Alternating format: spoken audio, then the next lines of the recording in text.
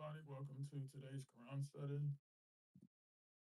So we'll be reading from Surah 21, starting at verse 21. Let's all seek refuge in God from Satan the rejected. Auzu billahi minash shaitanir rajim. Bismillahir rahmanir rahim. One God. Have they found gods on earth who can create? If there were in them the heavens and the earth, other gods beside God, there would have been chaos. Glory be to God, the Lord, with absolute authority. He is high above the flames. So we can see, here that God is telling us that if the disbelievers, uh, like if the disbelievers had their way, or if this, was the case where they try to make it be, with their disbelief or pagan worship or whatever the case is about other gods, there would be nothing but chaos, disease, hell, corruption. Like nothing would be pure. There wouldn't be anything good. And so, I mean, thank God for the truth. Thank God for the truth of God alone. And He's the most gracious, the most kind, the most powerful, the Almighty. Um, so this is something to be super grateful for. And essentially, that's the people that worship other gods and aren't appreciative of the Most High, the Omnipotent. They're going to end up suffering in hell. Um, all types of chaos and all types of horrible, um, a horrible existence. So, and then they'll realize all this on the day of judgment. How good they have it. How lucky we are to have our souls and to have God providing for us and protecting us and nourishing us and helping us. And He's doing so much for us. We don't have to worry about like digesting our food or pushing buttons or turning some wheel to keep our eyesight running. I mean, it could have been like this, but He does. He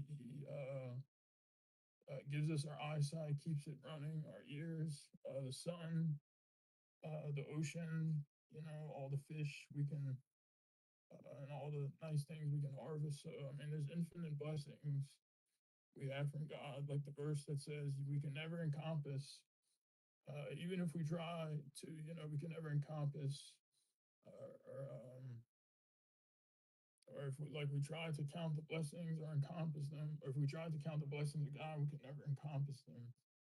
So, thank God. Verse 23, never question God's wisdom. He is never to be asked about anything he does while all others are questioned. Have they found other gods beside him? Say, show me your proof. This is the message to my generation, consummating all previous messages. Indeed, most of them do not recognize the truth. This is why they're so hostile. So, this is a very important reminder and um,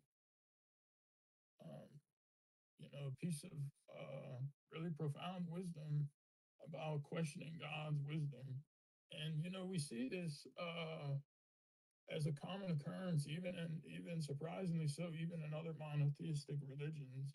Of even seeing this, coming from a Christianity. I've seen this in my own family, where someone's parents could question the wisdom about, let's say, one of some of the things happening, or why did this innocent little boy die at 8 years old, in this car wreck that we knew. But I mean, these are things, and then that we're not supposed to do. I mean, first of all, I mean, who are we? Second of all, we didn't even bring ourselves into existence. So I mean, we're just lucky to even exist and be here. Third off, I mean, our knowledge is so limited. And I mean, it's really, if you really think about it, it's really arrogant, and it causes people to go astray and actually become disbelievers. And I've seen this firsthand, where somebody's a loved one could die or pass away, and they turn into disbelievers. I mean, they were probably never believers in the first place, or even coming from monotheistic religions. Really, they're idol worshiper, become idol worshiping religions. Not true monotheism, but we've probably seen this and we've heard this. People question this, but also applying this to ourselves. I mean, we know not to do this, and we know that God is running everything. And I mean, it makes sense. He's the most high, the most wise, the most great. I mean, imagine imagine us questioning something like that's happening in Andromeda in like this specific star system on this specific moon or crater. I mean, like, how will we even know what's going on? How will we even know what to question? I mean, how dare I mean, we can start to see the absurdity of this. And I mean, God's aware of like that star system or specific planet and what it's doing, what moons are around it uh, in Andromeda. But I mean, so like, this lets us know. Uh, I mean, this can augment our reverence, and then,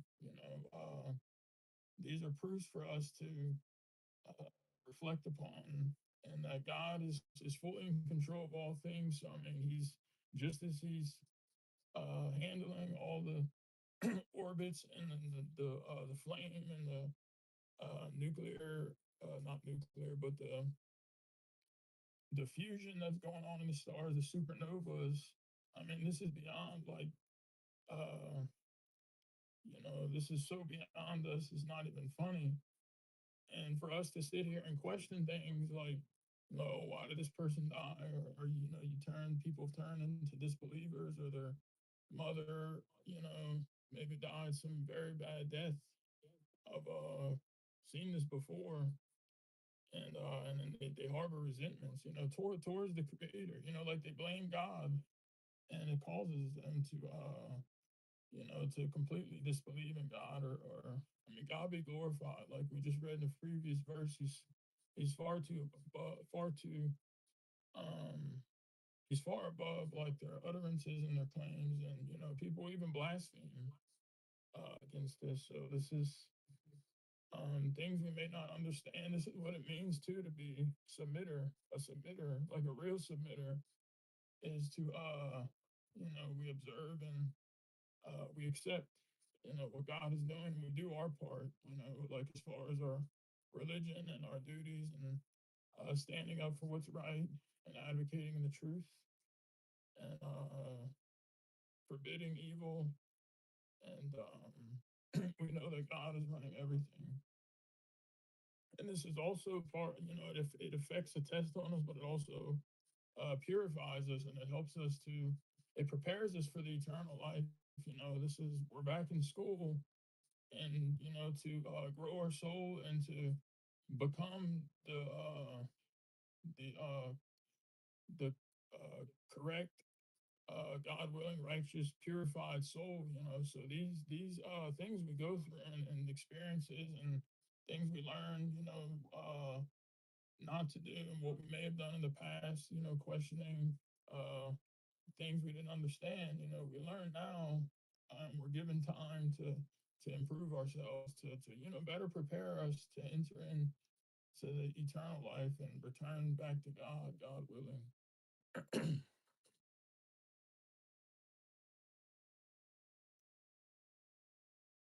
And so, just real quick, 24, we can see, violence and belligerence are signs of excessive disbelief. And so this is why we can see a lot of people or the rejectors are hostile to the message.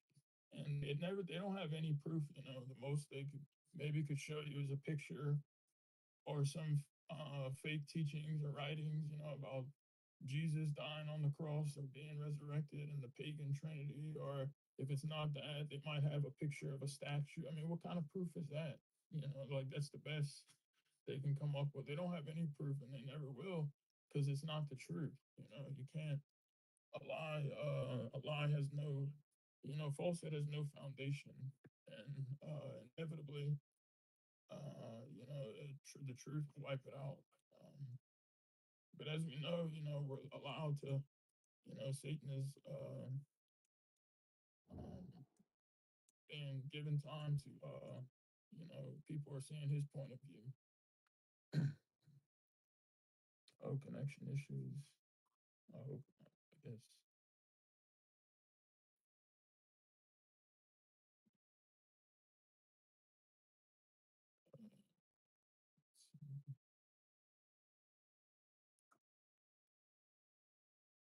Try something.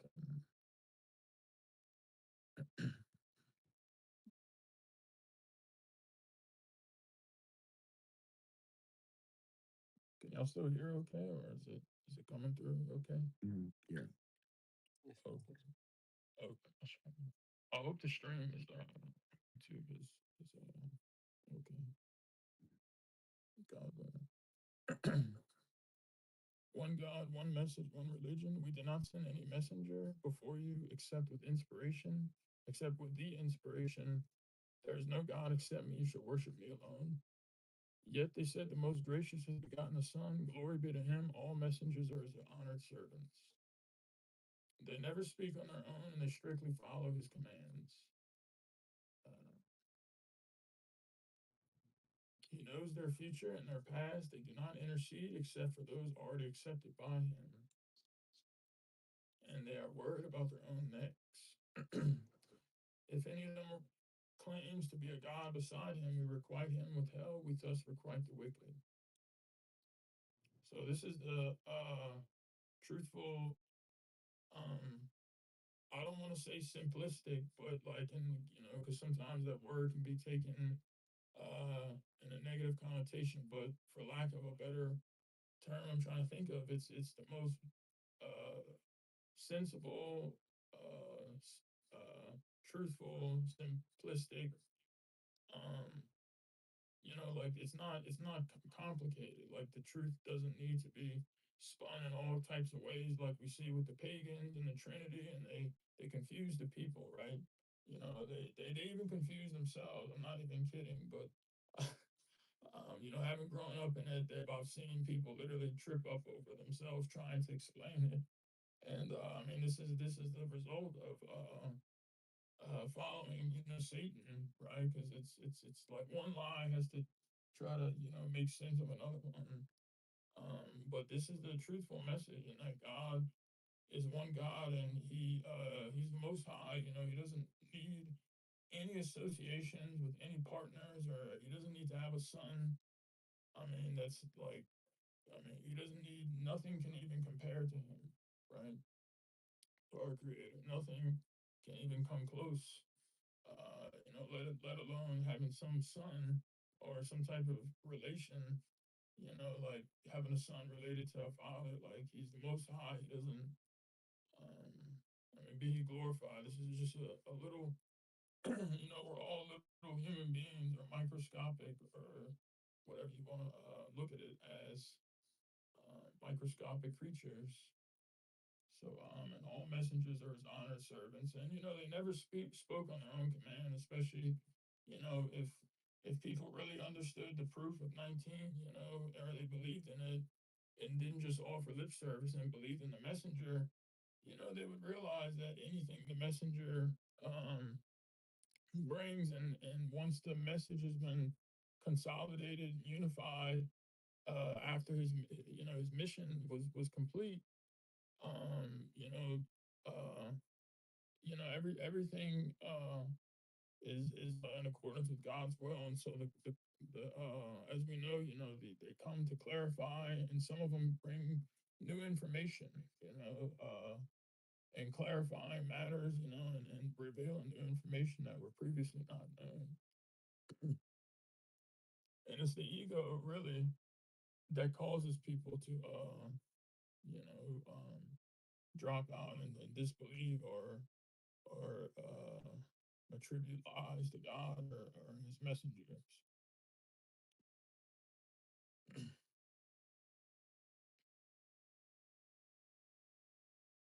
And especially too, if knowing the future and the past, I mean, how can someone even intercede? If it doesn't even make sense. I mean, because the messengers don't know the future, So, I mean, God knows the future and everything's already been written and recorded. So there's no, I mean, even on that basis, there's no intercession, right? I mean, else these people, I mean, humans could function as gods, and this is exactly what many humans and idol worshippers believe in and rejoice in. And yet, you know, you tell them you're worshiping Jesus, you're worshiping Muhammad as a god because they can somehow have some type of authority to, I mean, God be glorified. That was a blind, but override God's commands or wishes. I mean, this is really bad if you think about. Uh, and I mean, God is the most gracious, most merciful. So I mean, He gives us time to look around and reflect and but that time is, I mean, we know it's limited here on this earth, and we can even see that even though the prophets and messengers are worried about their own necks, you know, so this shows that their reverence and they're not taking. This is the example, you know, you know, we should uphold for ourselves, not you know, comparing ourselves to other people or like you know, like some idol worshippers that say things like they know that they're saved and stuff, or that they, you know, Jesus is you know, and they're so sure about it. But you can see this is just probably a combination of wishful thinking, ego, and ignorance on their part. Um, you know, refusal to even look at evidence as well. You know, even if you show them the evidence, they become afraid, right?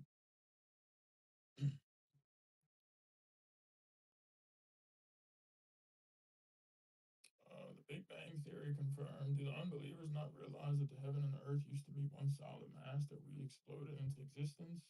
And from water we made all living things, but they not believe. So this one has a footnote. Well, 28 had a footnote. It said the myth of intercession is Satan's most effective bait. And we can see, you know, the evidence of that. Verse 30's footnote, it says the Big Bang Theory is now supported by the creator's infallible mathematical code, Appendix 1. Thus, it is no longer a theory, it is a law and a proven fact. So this is not even a theory now. This is proven by this scripture that's guarded and protected with a superhuman structure that's divine. You know that you know lets us know it's not from a human 1400 years ago, and they can't even be replicated today, especially you know looking into the literary and mathematical compositions, and then the words having to make sense.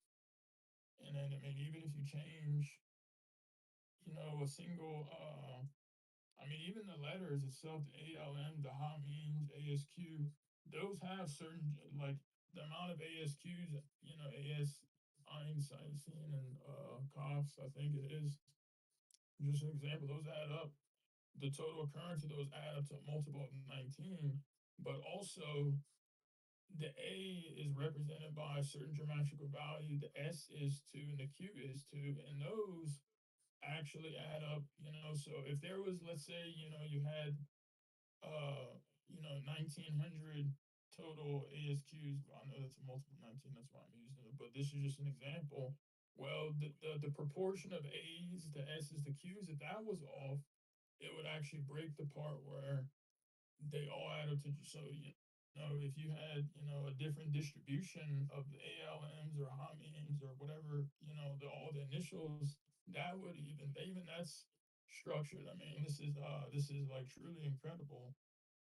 Um, you know, so you know, basically, if it was comprised of like 500 A's, 300 S's, and the rest Q's, well, if you had 501 A's, three or 299 S's, that would actually break a certain, you know, it's not just like the amount of ASQs or it's the same with all the letters. I'm just using an example. It's literally the no, the specific numbers of how many A's, how many L's to how many M's. That's even, I mean, this is like truly impossible to do. And you know, so and then plus, you know, I mean the name, the word name, you know, in the name God most gracious. That's I think 57, and all like name God gracious, most gracious and merciful. Those are all multiples of 19, and you got to realize, that there are those also factor in to to they also contain A's and L's and M's, those words. And so that has to also be perfectly aligned. So, and I mean, that's just one aspect. Like when you start to realize how interconnected this entire system is, with the verse numbers and with the I mean, it's truly, if you change one thing, I mean, the whole system collapses, like the messenger said. So, and this is confirmed. This is truly confirmed by the Quran. Right? So it's not a theory like there's anymore. It's actually a scientific fact. And we placed Earth when we placed on 31. We placed on the Earth stabilizers, lest it tumbles with them, and we placed straight roads there, and that they may be guided. And we rendered the sky a guarded ceiling, yet they are totally oblivious to all the portents therein. And he's the one who created the night and day and the sun and the moon, each floating in its own orbit.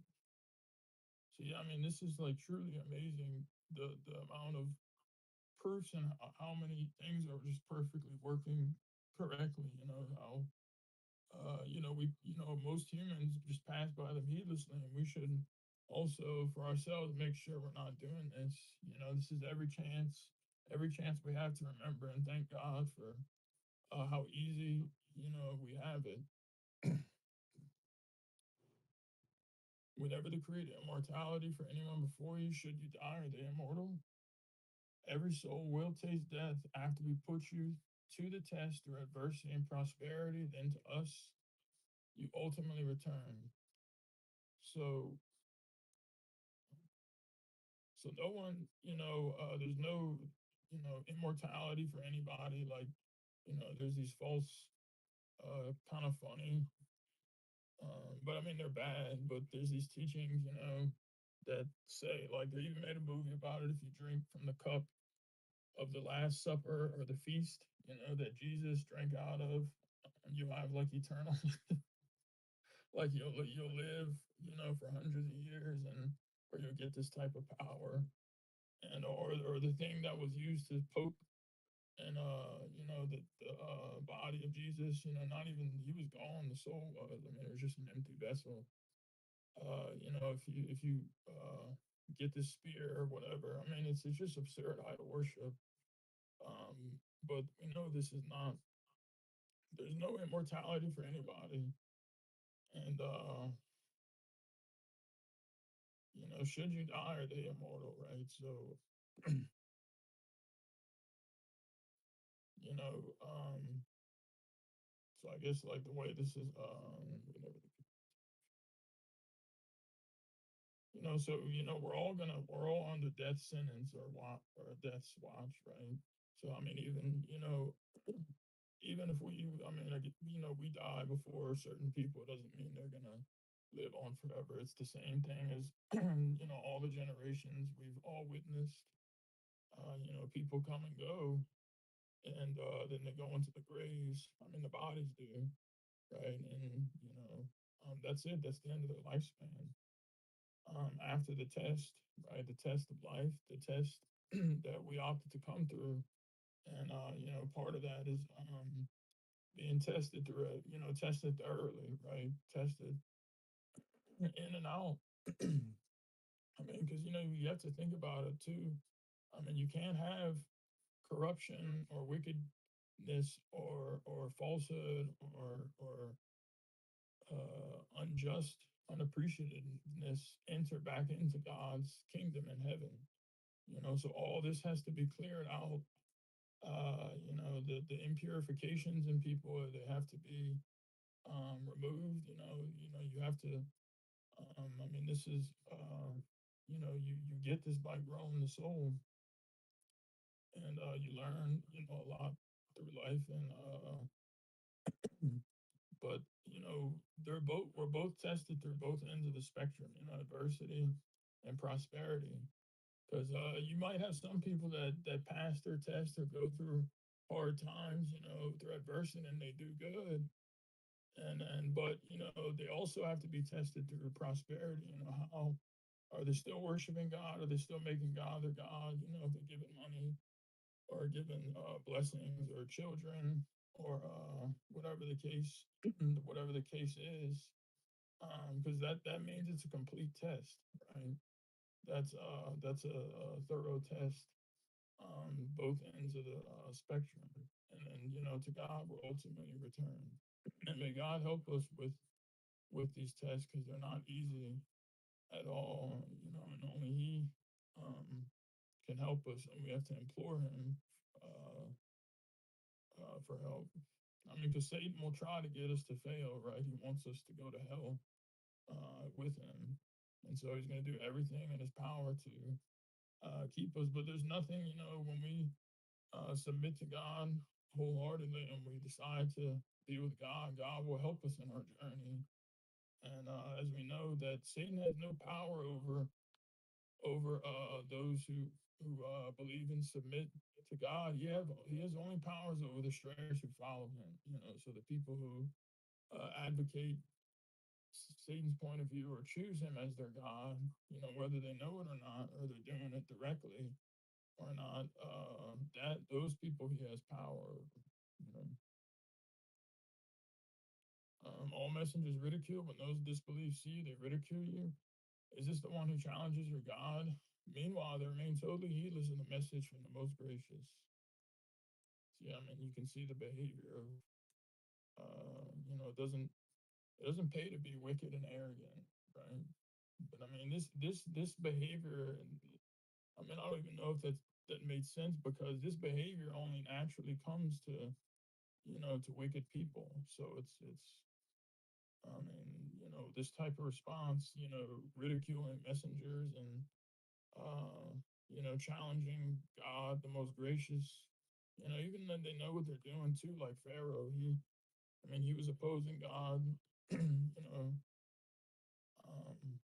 and then because the Moses even told him, he said, before his doom, he said, full well that these miracles and these proofs can only be manifested by God, Lord of the universe. And he said, I think you're doomed.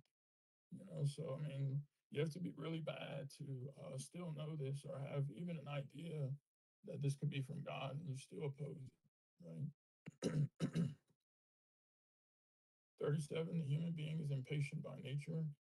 I will inevitably show you my signs. Do not be in such a hurry. They challenge, where is that retribution if you're truthful?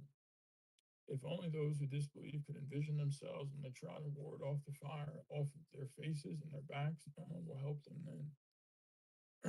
Indeed, it will come to them suddenly and they will be utterly stunned. They can neither avoid it nor can they receive any respite. Messengers before you have been ridiculed, and consequently, those who ridiculed them incurred the retribution for their ridiculing. So it's in our nature to be impatient, right? But it's best for us, and not just best for us, but it's also for our happiness, too, and our submission to God. And God will help us with our patience, and um, He'll show us signs, and kind of look in the context of this part of the verse, and then and then maybe the next verse, even keeping this in mind together,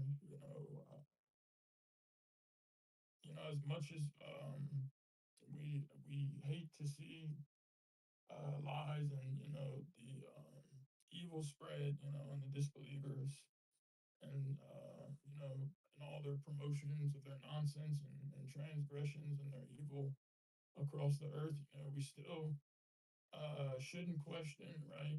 We shouldn't be in a hurry or be impatient to see their retribution, because it'll come. It will. Not just in the hereafter, but in this life, and whether we see it or not, either. That's another thing. But next thing you know, it's like kind of something to think about. Like, we're gonna be gone, like all of us here, like we're going to be recounting us in this Quran study. I mean, so like time goes by so quickly. So there's nothing. There's I mean, like next thing we know, it's going to be the day of judgment. It's even just heavy to think about. So I mean, there's nothing for us to ever become impatient about, right? Or to you know be in a hurry to see these people's annihilation because they have their day coming. So there's nothing. There's no reason to lose sleep over that because sometimes it can be um, you know I don't want to say frustrating, but we can Satan can pull us and distract us and get us upset, right? I mean, naturally so. We don't like to see evil and horrendous things happen to people and become widespread. But another time, this is all temporary, right? And like I just mentioned, I mean, I mean, like like how the verse says, I think in Surah 42, it says, but it's closer. It's but a blink of an eye away, or even closer, right? As far as God is concerned. So that's what I meant. But I mean, yeah, we're here right now, and there's going to be tomorrow and the following day. But like, look where when we're in fifth grade, sixth grade. I mean, where is that? I mean, it doesn't even exist. Like, we're not there anymore. So I mean, it's going to be the same thing. And I mean, we have time and stuff, and we're all given time. So you know, yeah, it's always best to be patient and overcome our impatience because it's in our nature, right? Like the verse says, by nature, we have egos and we're impatient. I mean, even for other things too, not just like uh, seeing the you know not just seeing or expecting the judgment to come upon the transgressors, but I mean we have our own necks to worry about too. So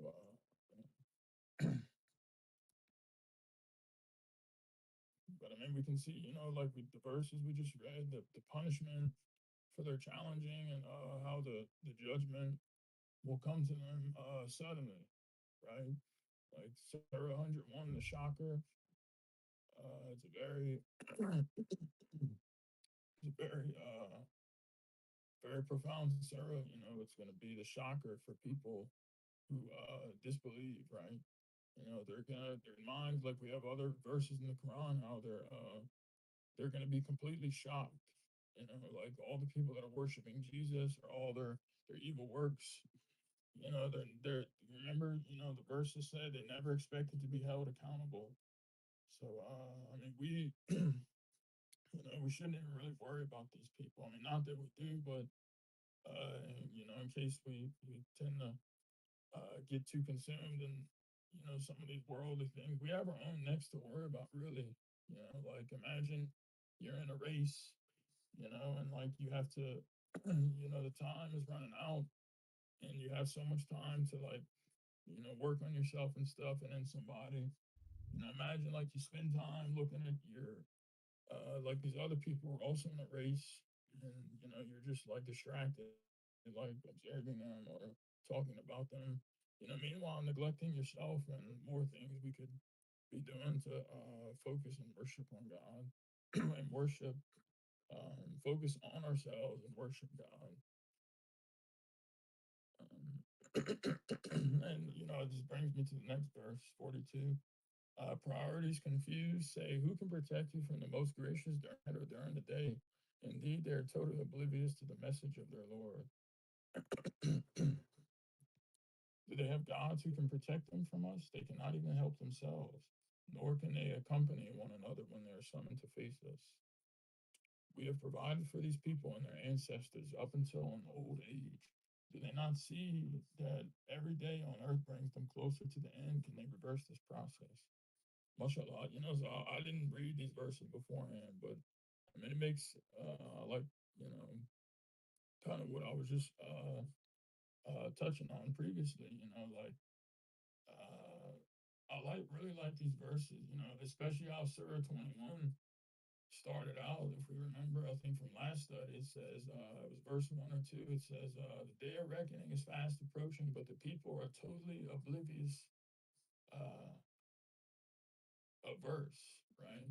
So, I mean, looking at this verse, I mean, do they not see that every day on earth brings them closer to the end? So, I mean, yeah, I mean, like next thing we know, I mean, it's really something to think about because, I mean, if we want to try to even understand it, I mean, look, like when we were 10 years old, for example, and I mean, where we are now.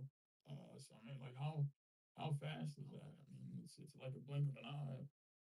I mean, so I mean, it's the same thing or similar, for us to try to comprehend like the the gravity of the situation at hand, right? So having our priorities in the right place,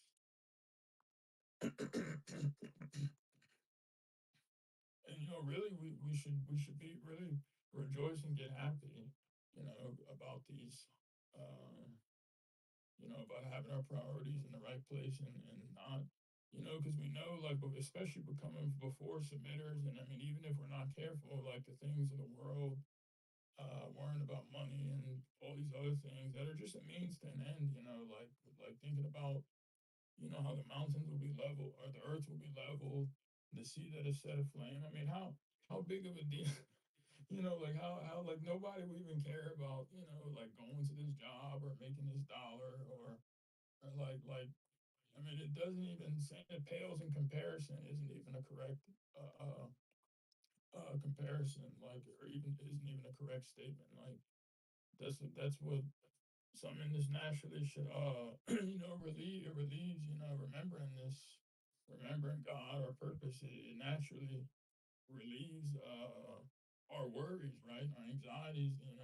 If Satan would try to creep up on us or something, because then we realize, I mean, I mean, even look at, like our messenger and all the previous messengers. They were here, they ate and slept and went to the markets and they lived humans like us. They worked, the messenger had a job. And I mean, where, like, he's departed from this earth. So, I mean, I mean, and then we look at all the examples of all the people who wasted their time, and did things against the soul.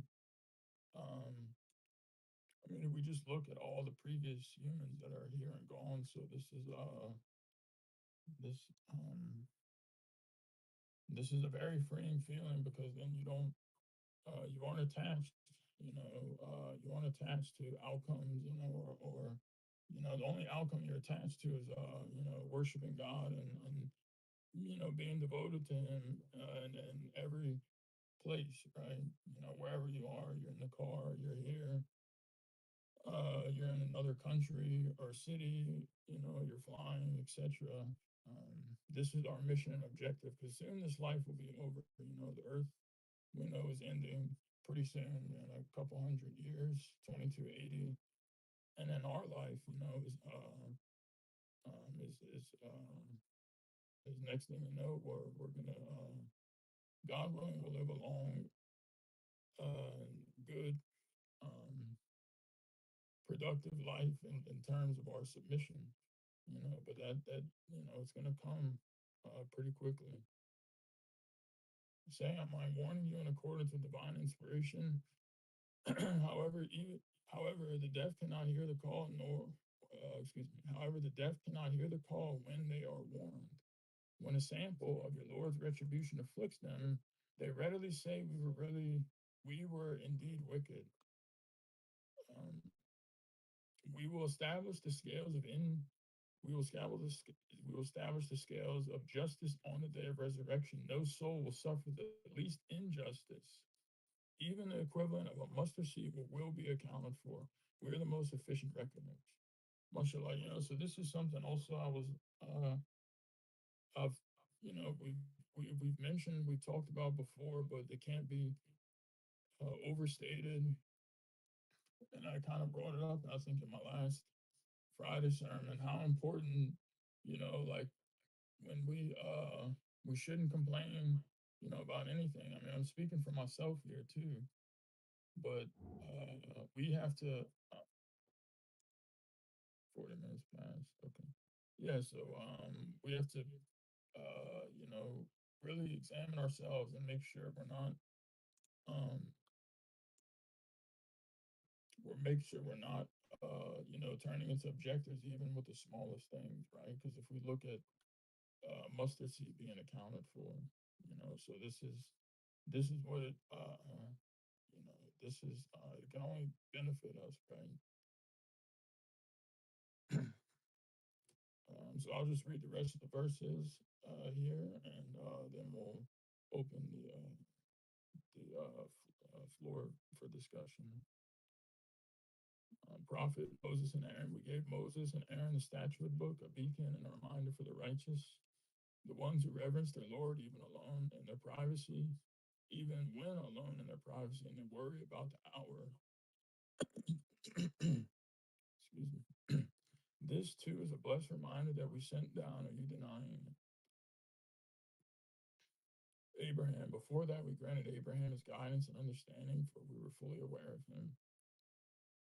He said to his father and his people, "What are these statues to which you are devoting yourselves?" They said, "We found our parents worshiping them." He said, "Indeed, you and your parents have gone totally astray." So I'll read this footnote. Was Abraham so smart as to discover God, or did God grant him the intelligence because he knew that he deserved to be saved? As it turns out, this whole world was created to redeem those among us who deserve redemption. When the angels suggested that all the rebels, humans, and jinns must be banished out of God's kingdom, I know what you do not know. Surah 2, verse 30. Excuse me, sorry. At the same time, this world proves Satan's incompetence as a god, and that's in Appendix 7. So if there's any comments or questions, please feel free. If I made any mistakes, may God forgive me. Thank you. So thank you, brother. Good study. MashaAllah, brother.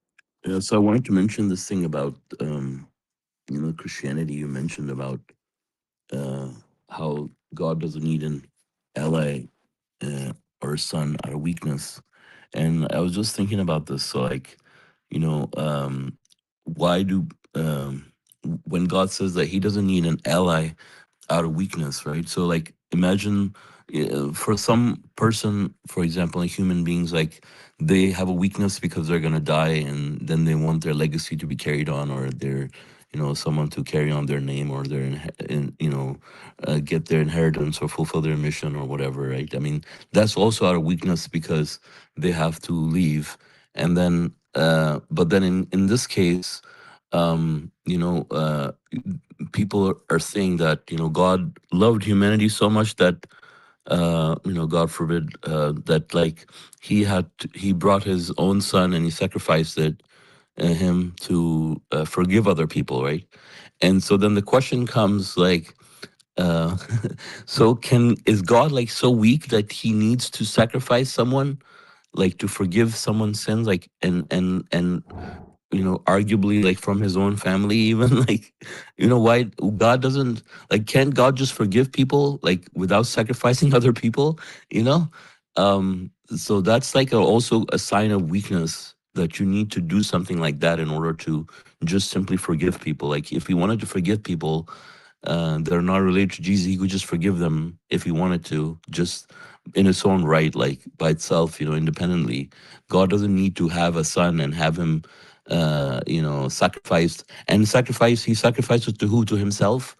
You know, like that doesn't make any Yeah. sense from any angle. It like creates something to just have it say. Yeah, I have to kill him, to forgive you guys. That doesn't make sense. It really doesn't, and that's what I meant. Like I've seen, like even Christians, they confuse themselves, and I think most of the followers in the churches they don't really understand it, and they just parrot like what their Mhm, pastors have kind of trained them to believe and teach. mhm, Because if you start asking them like these very simple and good questions like you're posing here, they like they don't have answers, and most of the time mhm, they resort to saying, "Oh, you lack faith. You have to trust and, like have faith." And I'm like, "No, like you have to. God gives us a brain to use and all that." But yeah, hopefully these people will snap out of that nonsense because Yeah. it really is a very ignoramus. And So imagine people who are believing this. Uh, it's so crazy that then you believe that if people if you do any sin, it's already forgiven, so you can do whatever you want. You're actually forgiven. That's very satanic. Mhm. You understand what I mean? So if you believe it, that your sin is already forgiven, and so you can do whatever you want. This is very satanic. Yeah, yeah, exactly, brother. And mashallah, that's such a good point because I think just as from observations, uh, I think that's it's like a honeypot for people, and I mean that's what kind of repulsed me for a long time growing up, and when I found the Quran, um, specifically, it was the first, was Suleiman's. Well, my dad had, but we got like, thank God we did. We didn't get, we came like straight into the Dr. Rashad Khalifa, but it was a message that made sense, and I'm like, yeah, this makes sense. Like, how can, like only people, I guess, uh, who are unjust, or like to like they would readily prefer having like being able to do and work evil and not somehow like there wasn't any accountability or like they get off scot free like um you know um I mean like if it's attractive to them, like that uh,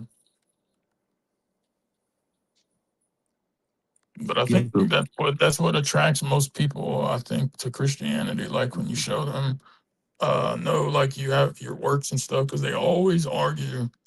Um, they always say like, no, like you can't. You have to have faith in the blood sacrifice. Like really kind of gruesome satanic sounding stuff. They always talk about blood and all that. So, but yeah, anyway. mhm. So I just noticed that you put the title as Surah 20, verse 21 instead of 21:21. I was trying to find, I was like, where's 21? Where's 2021? Why did he read from 2021? I thought I updated it. So, oh, okay. So I put, No, it's a 20 instead of 21. okay, I see. Can I change it and restream? You could, no, no, well, you could change it, but I don't think it will reflect, but maybe in some platforms it might reflect, so you could just change it. Okay, But yeah, oh yeah, I see what you're talking about. yeah. But I think Okay, YouTube has to be changed manually after the stream. okay, I just updated it. Yeah. Brother Joffrey had some comments. And Brother Abdullah.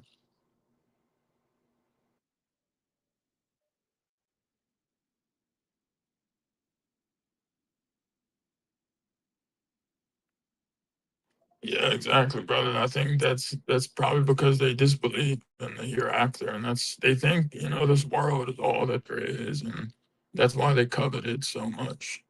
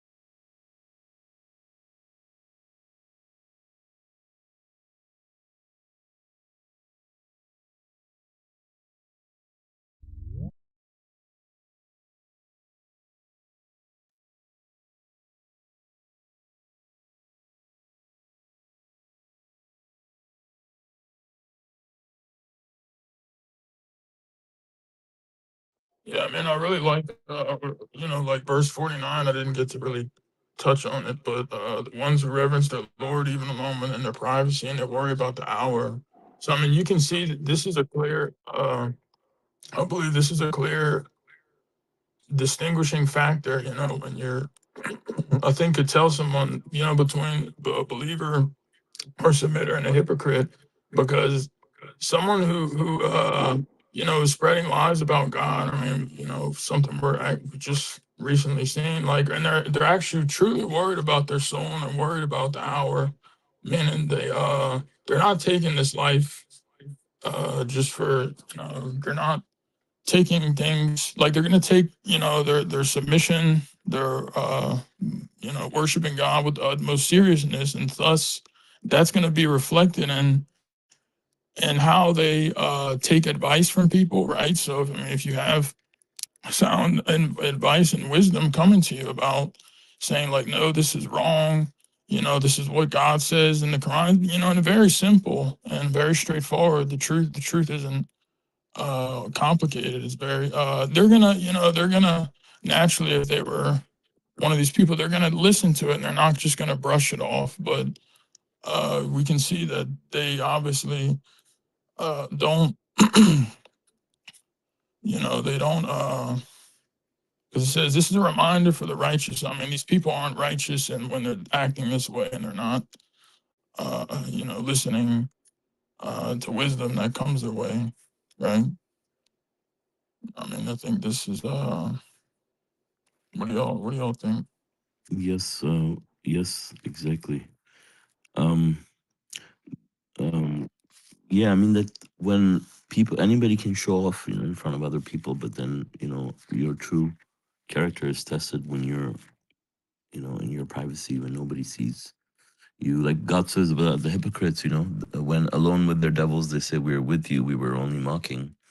So, obviously, that's a trait that the hypocrites can't uphold, reverencing God in their privacy. They only do it in front of the people when they're showing off. And then when they're not around, they go back to their original self. So also wanted to talk about some of the other verses we read. And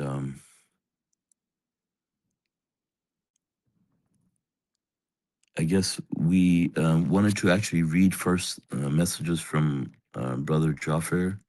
He made some comments also. So it says, "Who wants to live forever in this world? I can imagine wanting to live forever in paradise. But when you think of this world forever, anyone would get bored at some point. So eventually one would want to end his life at a certain point, I think. But God's kingdom is such a place where you won't be bored even for a moment. Maybe one of the things the devil underestimated about having a kingdom, or he knew and asked only for some point until the end of the world." And Brother Abdul Salam shared Surah 30, verse 54, and Surah 15, verses 46 through 48. And then he said, in short, everything except God is boring. And then Brother Jaffa said, the Big Bang Theory is, like you said, brother, became a fact after the miracle of 19 and gave us a good understanding also what exactly happened.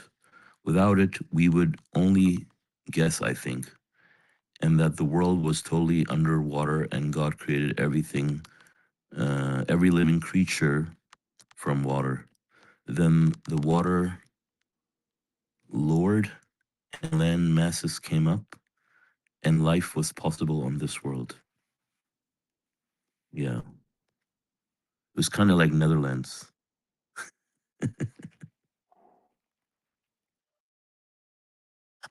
Yeah, I was actually just watching a documentary, I think last week, about the Netherlands. I think it was Rick Steves Europe or something. He was in the Netherlands. It was funny, but yeah, they're underwater.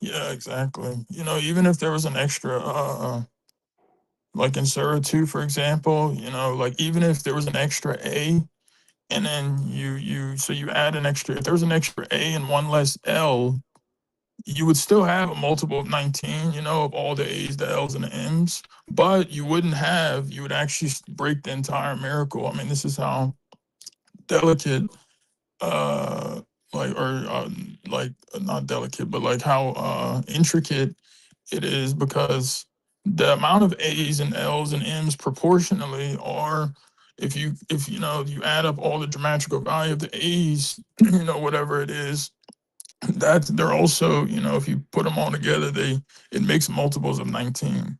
So it would I mean, yeah, like you said, there's no mistakes, you know, even if there was, you know, even something that small, if it was changed or you know, human made, it wouldn't have been able to. No human could do that, you know, not even with computers today,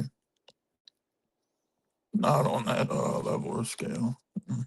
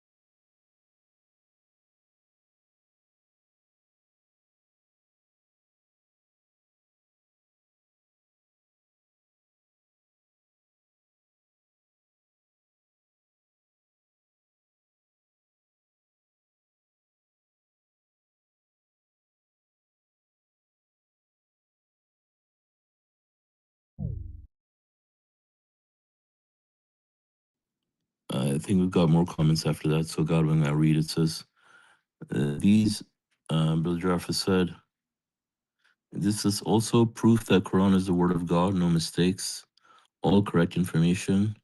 Absolutely. So these are all scientific data. How amazing is the Quran?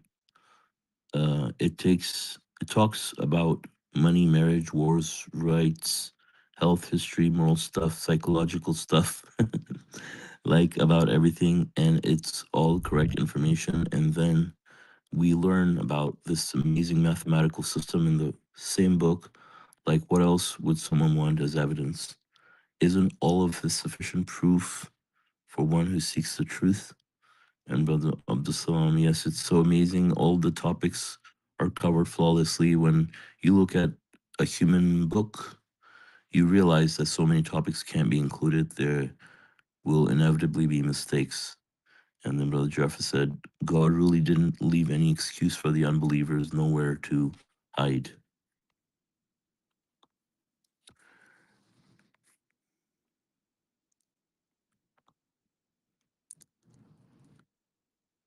MashaAllah. And also, it's interesting that how it talks about the earth, on mountains, the stable as stabilizers on earth, how God created them. And, obviously, from a geological perspective, we understand that how the mountains act as stabilizers. And they're so spectacular in their size and enormous and beauty. On top of that, how it adds to the landscape so beautifully. And we see the mountains, and people make homes on mountains. And mountains are also responsible for a lot of variation in the weather, the evaporation, water cycles and everything. And all these are beautifully designed by God. um, can find and the beauty of his examples anywhere. Actually, speaking of that, it just reminded me. I think I found this one picture online. I think some city in China, and they called it some center of the Himalayas or something, and they made all the buildings in that downtown, they made them look like kind of like mountains a little bit. So they're all like they have like irregular asymmetrical shapes, to resemble like hills, but obviously there's nothing close. I thought that was interesting, how God beautifully designs them. Also, I find it interesting that God says that the date with David, he says the mountains also glorified with him. So these are not just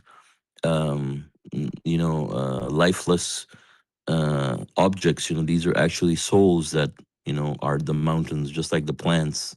Mountains are a form of life in itself as well. Scientists have looked at a lot of things, and previously they didn't think that they were life forms, but now they understand that things that are they appear stagnant also have life. And there are some creatures like that as well. And so I believe the mountains are one of them. Same way they thought about, for example, like trees in some way. Also, they didn't think trees have souls and stuff. You know, Yeah, mashallah. yeah, Yeah, like they were doing. I think yeah, they're actually. I think even back in like 2014 or 15, one of my teachers was talking about, he was environmental science, plant biology, but he was talking about how plants have basically have feelings, and mm, there was new, and this was back in 2014. So, and I think I seen new stuff. Maybe it was posted to the group. Someone posted it, but like how they're even finding out how even more intelligent like plants and trees are, um, which is really amazing. mm, Like yeah, they're not just like idle. Like they're yeah. very very intelligent. Yeah, I wouldn't be surprised if someone claimed in the future that they can also communicate with plants, and then Oh plants understand that. But plants actually do communicate. We know that right yeah, now. The trees, and they send signals through their roots to other neighboring trees and mhm, frequencies and stuff, to yeah. which they interact with each other. Like they let them know about danger and things like that. And SubhanAllah. yeah, subhanallah. Yeah, or one tree needed some water, he will give them a little bit more water. They're talking with each other. Hmm. Yeah, there was a movie. Well, I don't want to say the name because it's not that good. But there was a movie about like it was like a fan folklore. It was it was kind of by J.R. Tolkien, and they had like trees that came alive, and the trees were actually good in the movie, and they were fighting against like these evil Hmm. monsters and stuff. The CGI was pretty good, but I always Hmm. thought that was cool. Hmm.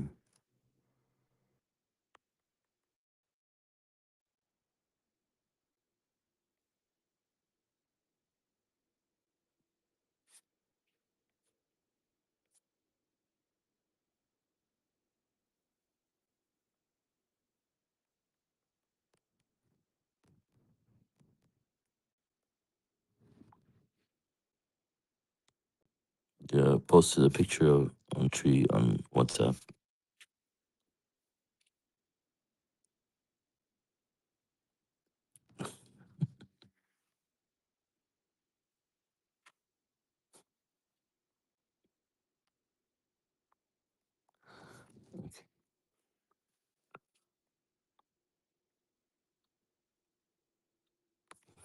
Yeah, also God talks about the mountains that they also refuse to bear the responsibility. So mountains are more intelligent than us.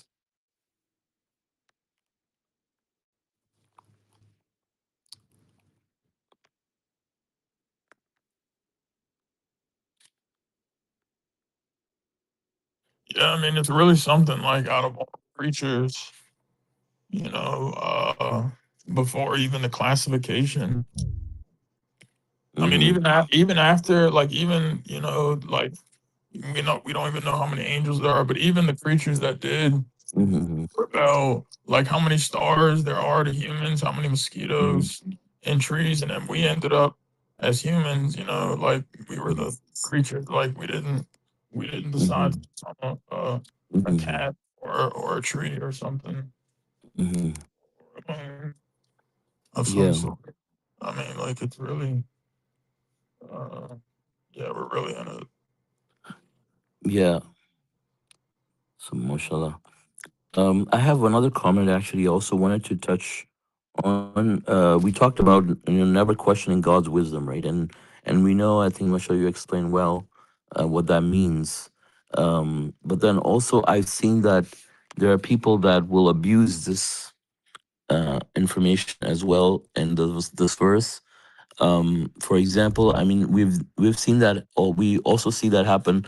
I mean, not surprisingly, also in other religions, like in Christianity, also I've seen people do that. For example, like if you want to speak up or speak out against something, they say no, you can't do that because God is the one who who chose that. For example, like recently, I've seen this on TV actually. Uh, Many Christians saying that, but it was actually told to me in the beginning when I was in the congregation of the circumcisionists. And Trump was elected as president. And the moment I would say anything, like they would say, you can't say anything because God is the one who made him the president. And I mean, this is all what you hear from all the Christian MAGA people now too. But the thing is that obviously, that when we say they never question God's wisdom, doesn't mean that because God is doing everything, doesn't mean that you're okay with whatever bad and evil people are doing or injustice that is happening. You can still speak up for those things. yeah, And exactly. That's a yeah. very good point, right? That's a way, it's like the people that were fighting in war, like, oh, we don't need to fight, or we don't need to do anything. Like, no, it's part of the test. Like, you have to make your stance known and oppose evil. I mean, it's part of we know God is in full control of everything, and people, I think, that would say that are just wanting to escape somehow or not, um, yeah, like not stand up for. I mean, that's what God, you know, speak out against evil, right? We know that God is in control of all things, we know that everything, like even the things Satan is doing, but just because Satan is operating around the earth, it doesn't mean we go along, get along, and be like, oh, God is running everything, that's okay.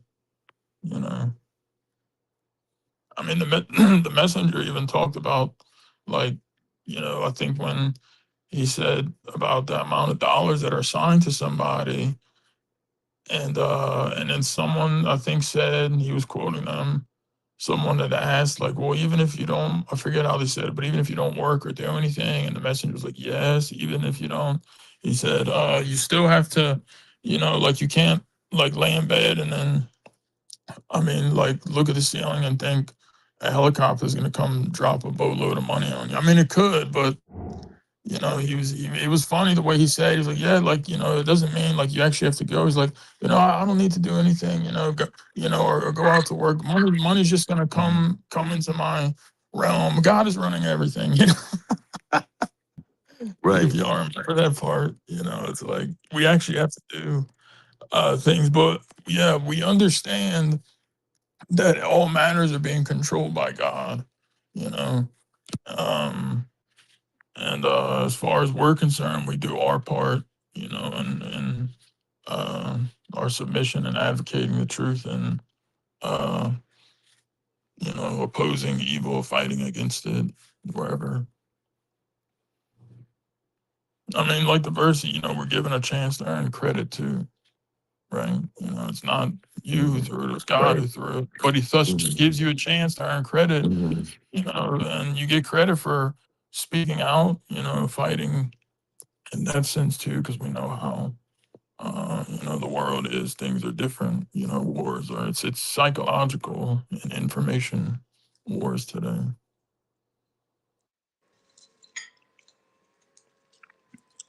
I just wanted to mention that verse of the Quran that you just mentioned,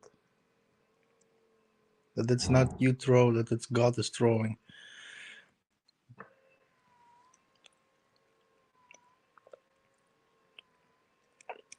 Yeah. Yeah, I think it's title too, the subtitle, that verse is, it says God is doing everything.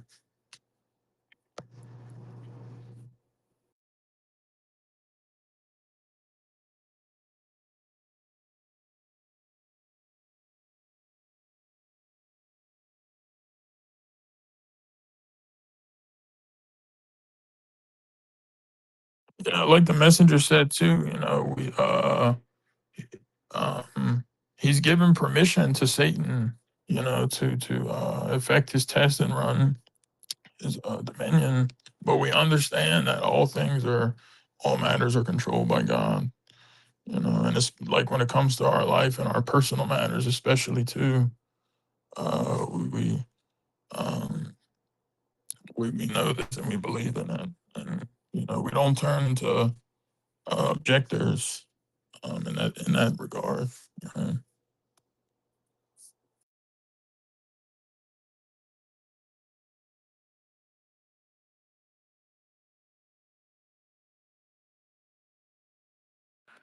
Yeah, I think there's a difference between people getting upset and people complaining against what God is doing versus, you know, people, you know, standing up for their rights. And people have to be able to make that distinction on, you know, what's what. Yeah, definitely.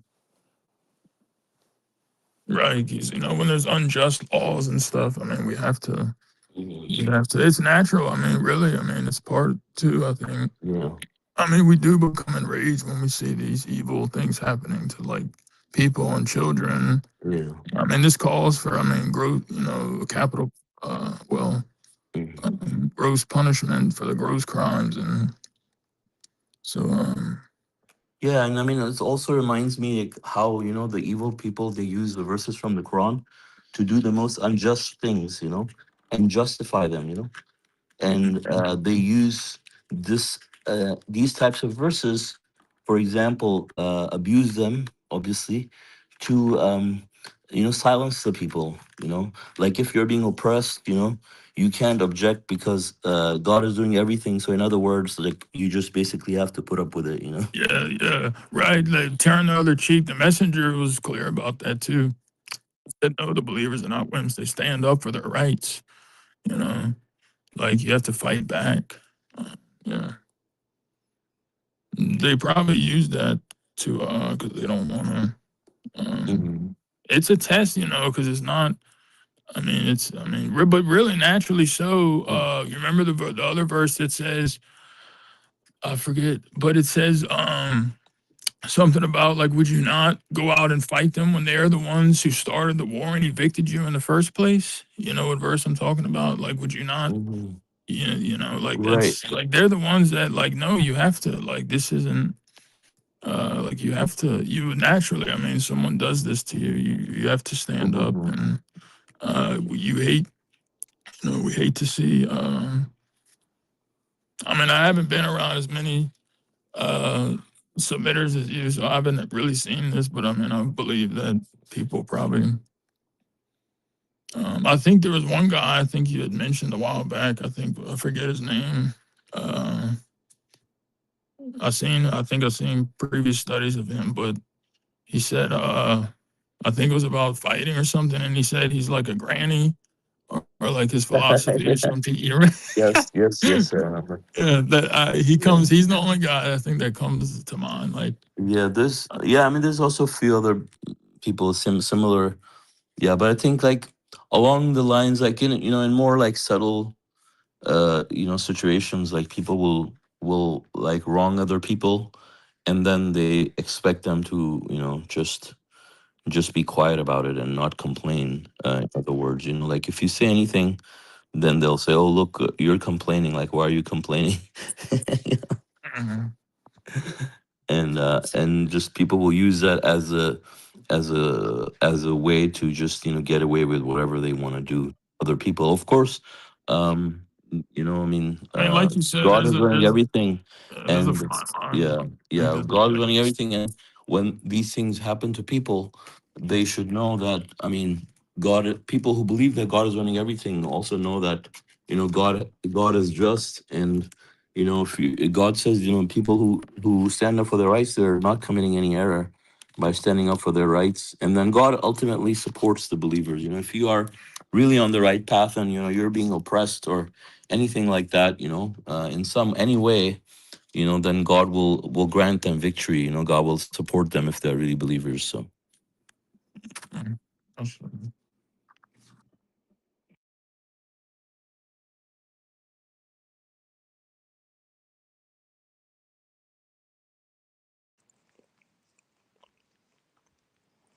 I think Brother Jafar has a question. Of what's this question? Can we talk about the timeline about one God Uh, created all, then uh, He made them angels. This is what the right. Yeah. So okay. So yeah, we should read. Brother Jaffer is writing a lot of comments. Um. So it says, um, yes, again, but John said Himalayas, and he said, yet, yes, again, it is a scientific evidence. How could someone 1400 years ago know about the mountains being stabilizers, that they were moving? And so, but John said, subhanAllah, plants have feelings, and Jaffer said, some person would say, look, this book you believe in is from God, that the mountains are moving, and would laugh at the believers. The true believers would accept it immediately because it's God's word. They would know, even if they wouldn't understand exactly like we do in our time with the technology we have. And Brother Madani said 100%, ha ha ha ha ha ha.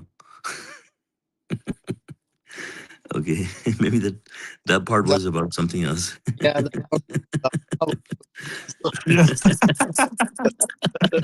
It was. And then Brother Jaffer said, off topic, can we talk about the timeline for one? God created all souls, then he made some of them angels, then Iblis, then Satan did idol worship. God created Adam, angels who didn't prostrate and had the same ideas as Satan. They became jinns. Also, what happened exactly in order? God already created heaven and another place where the high society was. And when God created Adam and Eve, he placed them in that paradise.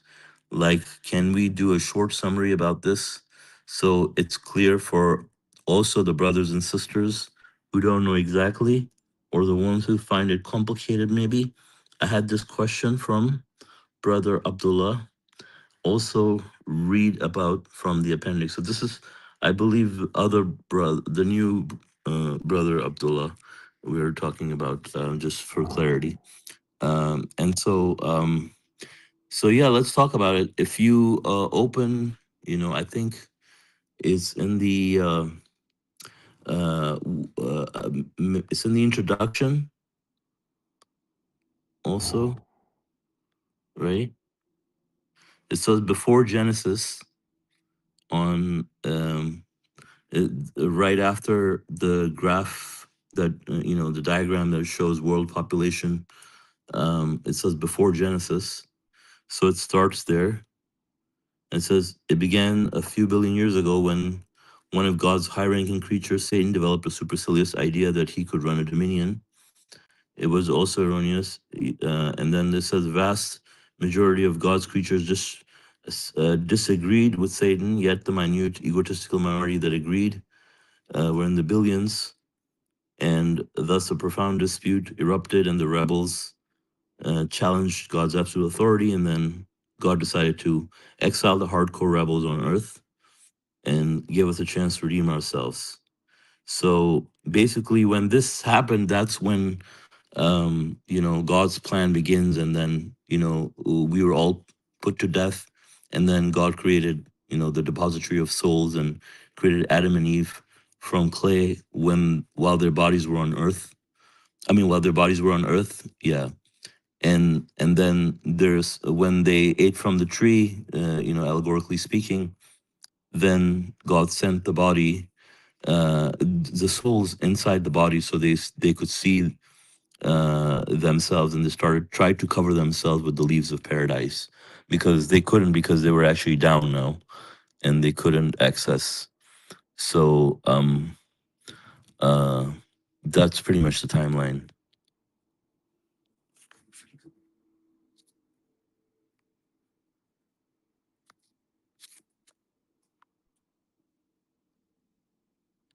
I think the part that mostly confused me in the beginning was about the part about Adam and Eve, whether they're up or they're down.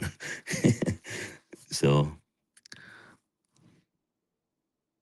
I don't know if that answers your question. If there's and God created all souls first, and then Well, no. so we were creatures, right? So the classification is what happened. So the messenger also kind of explained it one time. I mean, he didn't call us angels, but I think there's one place where we were no one.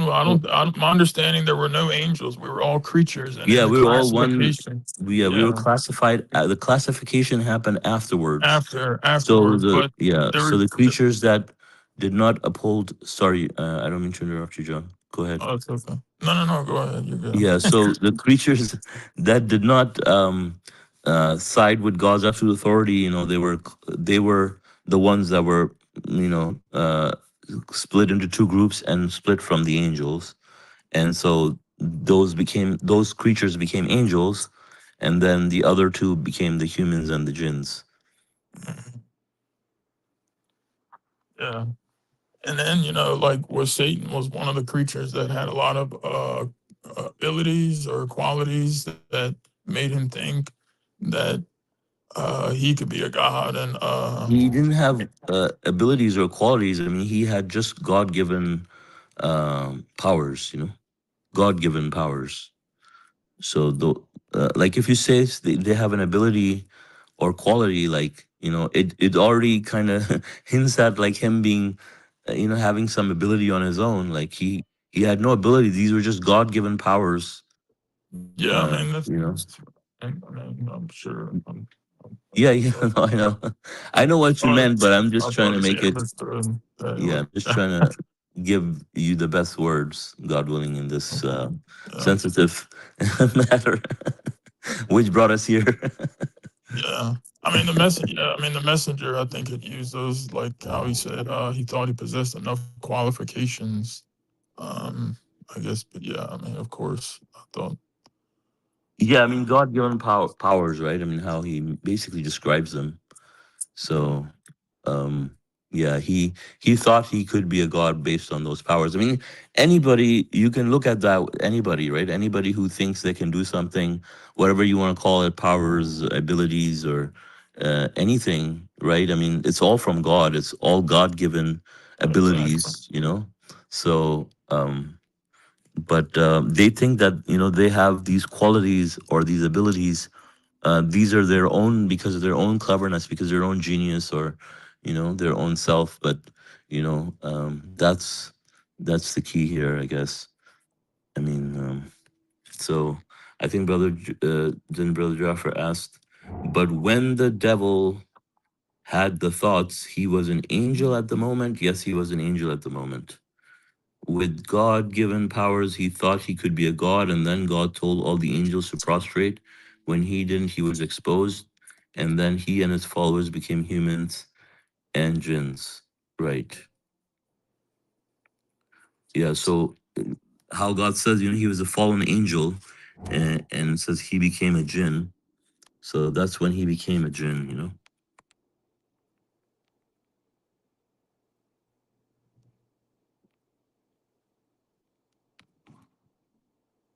It's in Surah 18, verse 50. It says, we said to the angels, fall prostrate before Adam. They fell prostrate except Satan.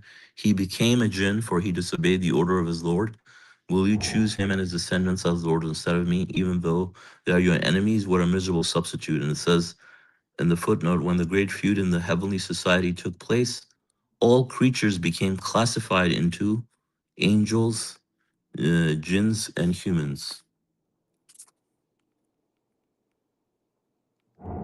Right? And then Appendix 21 calls, the title of the Appendix 21 is this Satan, the fallen angel. So it says Satan believed with his God-given powers. Satan believed that his God-given powers qualified him to function as an independent God. As evidenced by the prevalence of misery, disease, accidents, and war in his dominion, we now know that Satan is incompetent. And the Quran clearly states that Satan was an angel by virtue of the immense powers and rank bestowed upon him. This is Yeah, why he was that's addressed. what I was referring to. His rank. That's what I was getting Yeah, at. yeah, It's yeah. the type of uh Yeah. what gave him his rank was his powers. That's what I was referring to. Yeah. So it says Satan's rebellion teaches us that angels were created with minds of their own and absolute freedom of choice. That's important, right? To Right. understand that Shows Satan's us rebellion teaches us that angels are not robots. right, and They we were have free also too. have Yeah. absolute freedom of choice. They could rebel if you know they had the ability to do that. But the only thing is that they didn't accept the responsibility like we did, or the plants or other creatures. The human being accepted the responsibility. um we wanted to come down and Yeah, and have responsibility with them. that brought me back to a question I think you had answered a while back. I had asked because it said the best. I mean, naturally, that's kind of how I always thought. I'm like, man, how can humans, like, even if they end up believing and making it to heaven, like, how can they still be better than the angels? Because they didn't even make the mistake to begin with, right? Like, so they're ahead and much better in that sense. And then they freely chose not to make the mistake. So I mean, how can we? The, Because it says the best the creatures, messenger answers this. right? Yeah, I think I was I'm just sorry. talking about it was for Hmm. anybody that so Yeah, brother. already explained Yeah, it brother. before. Yeah, brother Joffrey, you want to explain it? Yeah. Oh no, is John gonna explain maybe? No, I well, I was can. that My a understand. question, I brother I John? guess my I guess my understand. Yeah, it was kind of I guess like a statement for to reaffirm. I guess what my understanding to reaffirm. So I guess I'll if it's Yeah, they correct. asked the same question to the messenger of the covenant, and he tells, he answers this, and then he says, um, basically, um, the thing is that the angels are actually not tested like the ones who Right. are Yeah. being tested. They don't go through that test, so that makes the difference because of the test. Hmm. I see. Yeah. Right. That, And that's my yeah, understanding. yeah. I mean, we have taken the responsibility. I mean, it's not easy, right? That's also tells us that this is not a walk in the park. So obviously, and that's what the motivation was too, for us not to come down as animals or something. Because we wanted, to get to that level where, in the high heaven, very close to Close God, to and God, yeah. that's being the best creatures.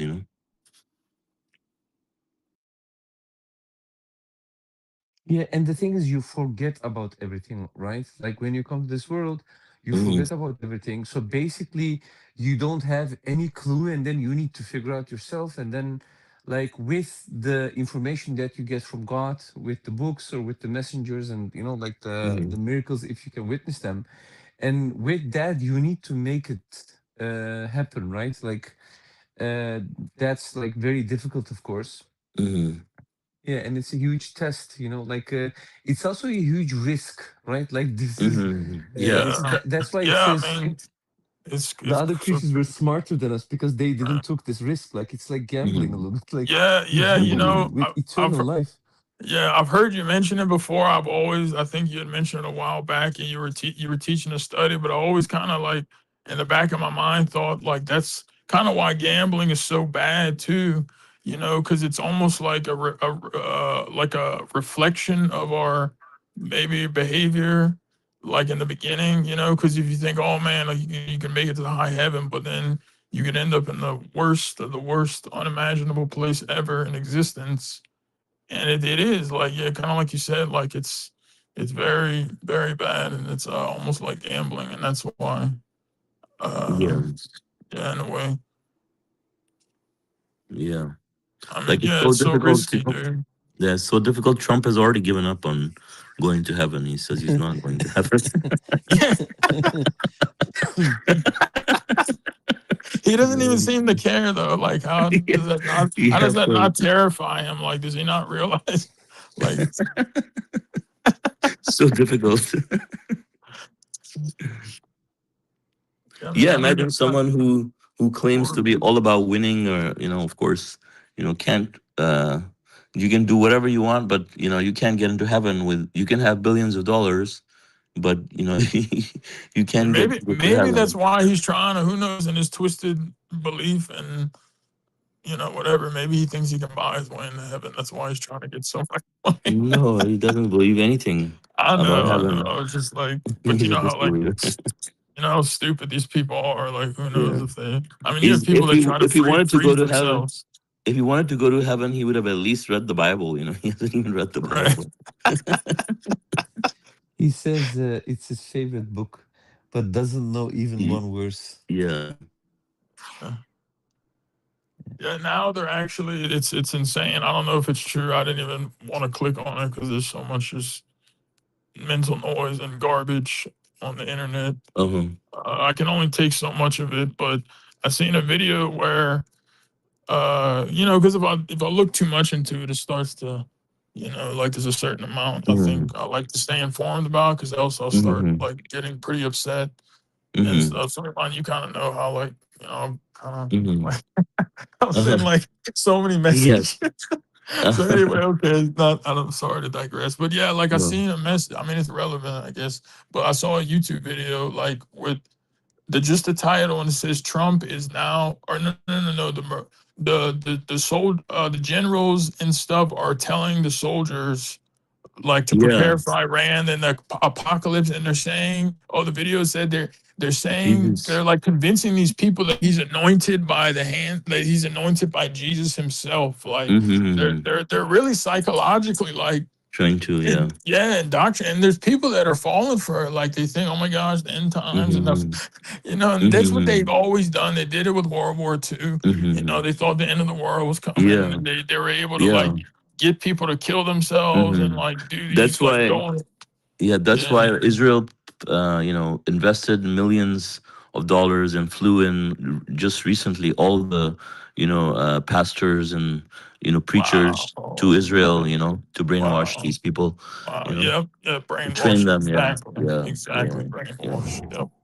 yeah. Yeah, because you can really motivate. You can get people to do like you can get people, you can like pretty much enslave, like willingly enslave people. Hmm. If you convince them that like they're doing it, for Jesus or the Hmm. apocalypse, or they're like, they'll start worshiping Trump like as the Hmm. anti, like you can literally Hmm. control, and they know this, so Hmm. that's why they're doing it, and it's working Hmm. on some Hmm. people. But I think Yes. a lot of people can kind of see. through the Mhm. nonsense. Yeah. Yeah, So man. I guess we're on the off-topic questions now, and if there are other off-topic questions, I know it's getting late in Turkey and Morocco and other places. So if there are any off-topic questions, we can quickly respond to. Otherwise, I guess we can call it a night for others. Yeah. All right. So thank you all for joining us. Thank you, Brother John, for leading the study. God willing, our next English Quran study would be on Saturday at 9:30 a.m. Pacific time. God bless you all. Assalamu alaikum. Thank you, brothers. God bless you all. Assalamu alaikum, everybody. God bless. Assalamu alaikum. Assalamu alaikum.